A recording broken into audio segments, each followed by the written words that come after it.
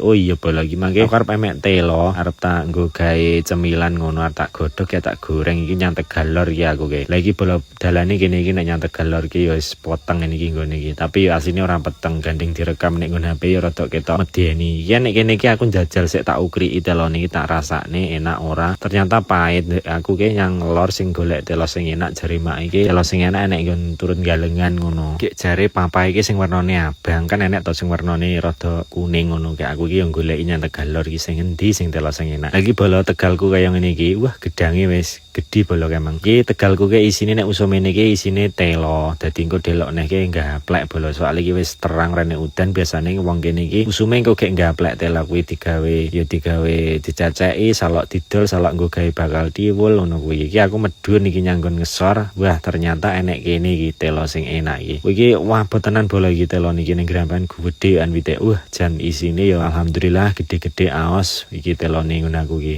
Iki langsung ae tak pondak iki tak gawe nyang idul nyanggon suket mau. Dadi engko iki ki arep tak kokne tengah buntel nggon suket kuwi gek godhong iki tak wor tak gawe mulih nggo pakan sapi iki tak jajaki sik. Nah ngene iki tak jegurni tak kokne tengah-tengah lho suket kuwi. Nah tak buntel kuwi tak taleni.